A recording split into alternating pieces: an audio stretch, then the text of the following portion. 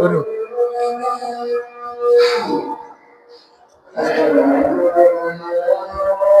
চলো আমরা দেখি জাদুঘরের মধ্যে কি আছে। জাদুঘরে তো বরিশালে জাদুঘরে আমরা কখনোই আসিনি। এই জাদুঘরটাকে আমরা একটু দেখতে আসছি, ভিজিট করতে আসছি। আমার জীবনে প্রথম আসছি জাদুঘরে।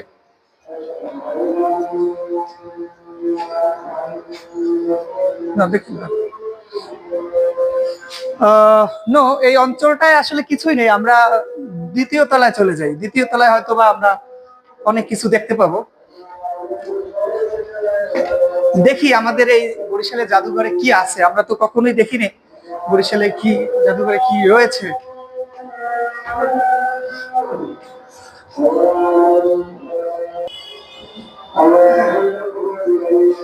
তো আমরা দ্বিতীয় তলায় প্রবেশ করেছি।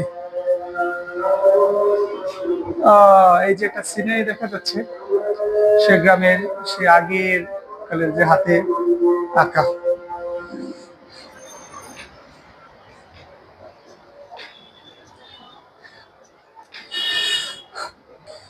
ছবিটা হচ্ছে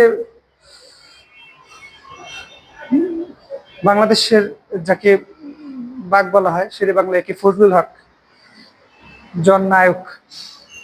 এপাশে কি আছে চলো দেখি। না, এপাশে তেমন কিছুই নেই। আমরা এপাশ থেকে না, এই ছিল এখানে এই কয়েকটা পাঙ্খা পাঙ্খা ছাড়া কিছুই দেখি না।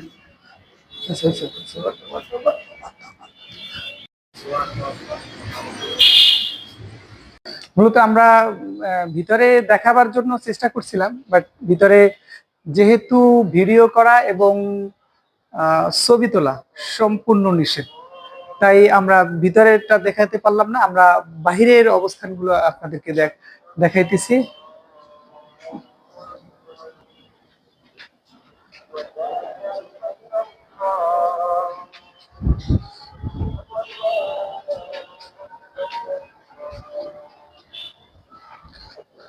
চলেন, আমরা এখানে আসলে দেখার মতো আপাতত কিছুই নেই। আমরা নিচে নেমে যাই।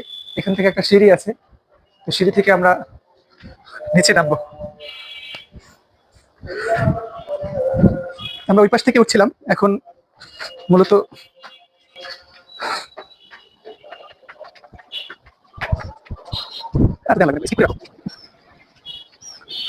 আমরা মূলত জাদুঘরের বাইরে আছি। তো সবকিছু মিলিয়ে অবশ্য আমরা যা দেখলাম সেটা অবশ্য পরে বলবো।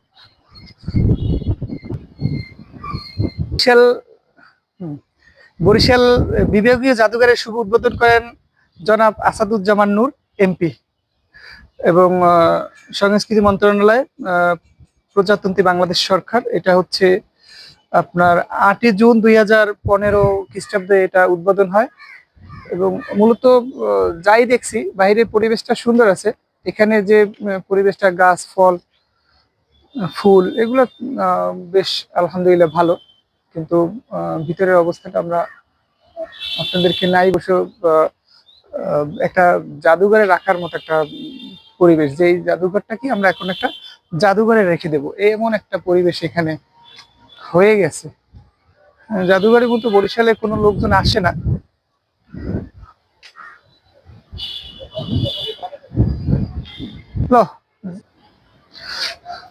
তো যাই হোক, আমরা আসলে যাই দেখলাম আপনাদের সাথে সাথে দেখাবার চেষ্টা করেছি। তো এখন আমরা বের হওয়ার পালা, আমরা বের হয়ে যাব।